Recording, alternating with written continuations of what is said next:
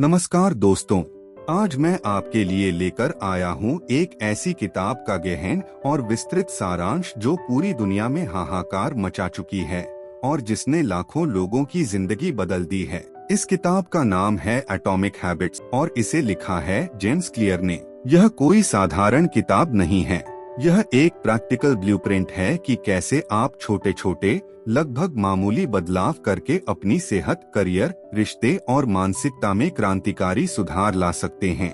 आज के इस वीडियो में हम हर एक अहम अध्याय को गहराई से समझेंगे।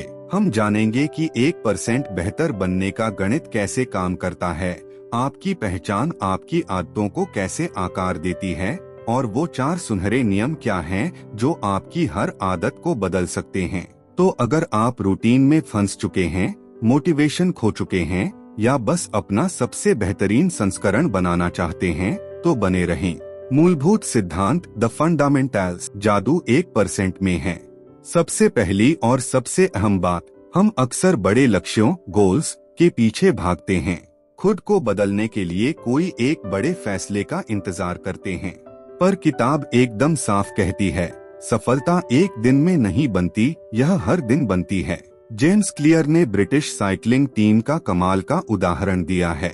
2003 तक ये टीम इतनी बेकार थी कि किसी साइकिल कंपनी ने अपनी साइकिल उधार तक नहीं दी थी।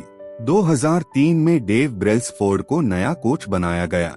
उसने कोई धमाकेदार प्लान नहीं बनाया, उसने एक फलसफा पेश किया, the aggregation of marginal gains, छोटे छोटे मुनाफे का योग। क्या किया उसने? साइकिल की सीट और टायर को ज्यादा एरोडायनामिक बनाया, रेस सूट को हल्का किया।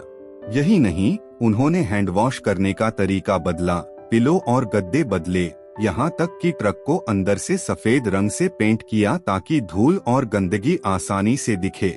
ये सब छोटे छोटे 1% सुधार थे जिन पर कोई गौर नहीं करता। परिणाम क्या हुआ? 5 साल के अंदर ही ब्रिटिश टीम ने 60% से ज्यादा ओलंपिक गोल्ड मेडल जीत लिए, टूर डी फ्रांस का रिकॉर्ड तोड़ दिया। सीख, बहुत बड़ा लक्ष्य बनाने की जरूरत नहीं, बस अपने सिस्टम को 1% बेहतर बनाते रहना है। क्योंकि अगर आप हर दिन 1% बेहतर होते हैं तो 1 साल में आप 37 गुना बेहतर हो जाएंगे, और अगर 1% बिगड़ते हैं तो 0 के करीब पहुंच जाएंगे। ये है आदतों का चक्रवृद्धि। अध्याय 1, लक्ष्य नहीं, पहचान बदलें, आइडेंटिटी वर्सेस आउटकम। अब सवाल है, एक नई आदत डालनी है तो शुरू कैसे करें? ज्यादातर लोग कहते हैं, मुझे किताबें पढ़नी हैं या मुझे पतला होना है। लेकिन किताब कहती है, ये तरीका गलत है। ये आउटकम बेस्ड हैबिट्स, परिणाम आधारित आदतें हैं जो ज्यादा दिन नहीं टिकती।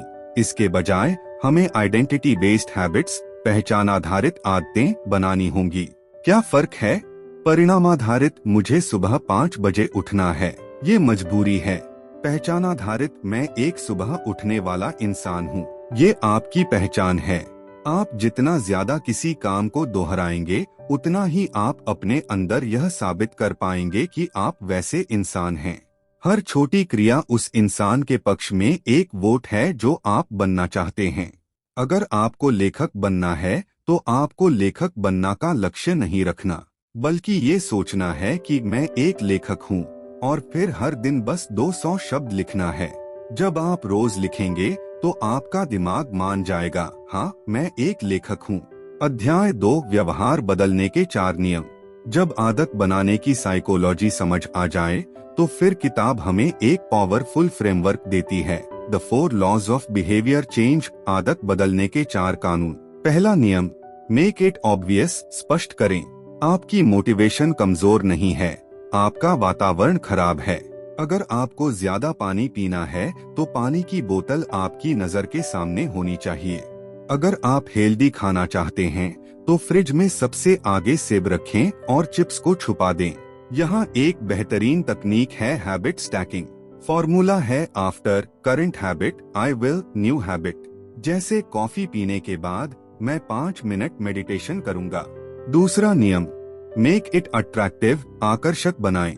हम वही करते हैं जो हमें अच्छा लगता है और मजा देता है, इसलिए आपको अपनी बोरिंग आदतों में मस्ती घोलनी होगी।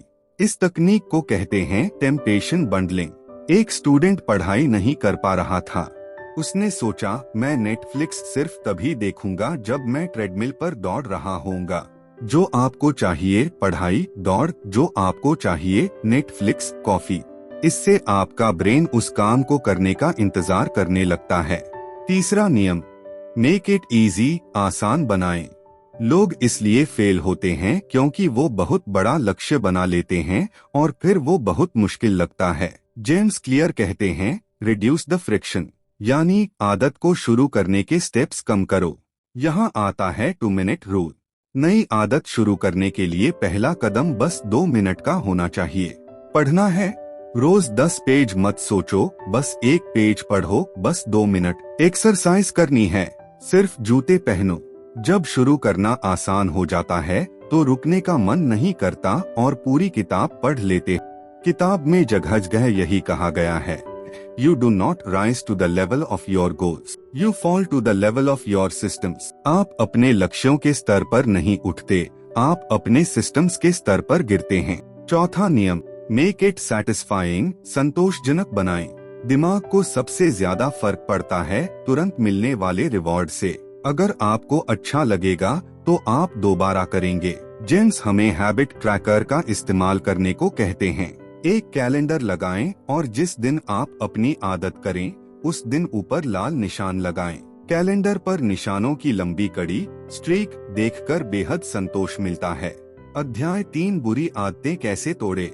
बुरी आदतें तोड़ने के लिए बस इन 4 कानूनों को उल्टा कर दीजिए। Inversion of the laws, make it invisible. Phone की स्क्रीन टाइम कम करनी है, सोते वक्त फोन दूसरे कमरे में रखें। मेक इट अनअट्रैक्टिव, ज्यादा खाने की आदत है, सोचो इससे शरीर में कितनी सूजन और सुस्ती आती है। मेक इट डिफिकल्ट, ज्यादा नेटफ्लिक्स देखते हो, देखने से पहले हर बार पासवर्ड बदल कर रख दो। मेक इट अनसैटिस्फाइंग, किसी को अपना वादा करो, जैसे अगर मैंने आज जिम नहीं किया तो मैं अपने पार्टनर को 500 रुपए दूंगा। अध्याय 4, माहौल ही मोटिवेशन से ज्यादा ताकतवर है। एक और गहरी बात, आपको लगता है आप डिसिप्लिन नहीं रख पाते, लेकिन किताब कहती है कि ज्यादातर मामलों में समस्या आपके वातावरण की है। हम उन चीजों के शिकार बन जाते हैं जो हमें आसानी से दिखती हैं।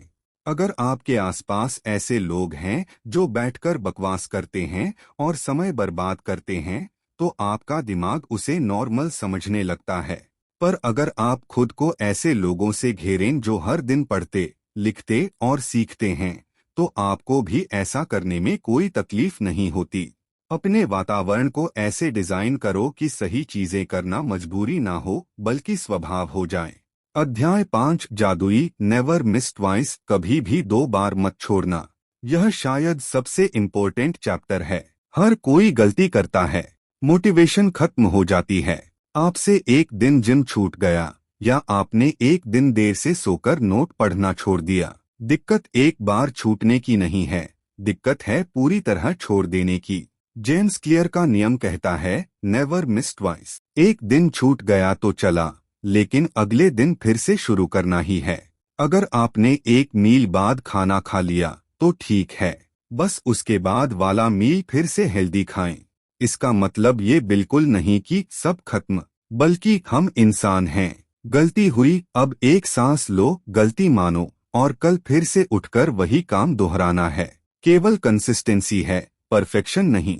अध्याय 6, एडवांस टैक्टिक्स, 2 मिनट नियम और गोल्डीलॉक्स रूल।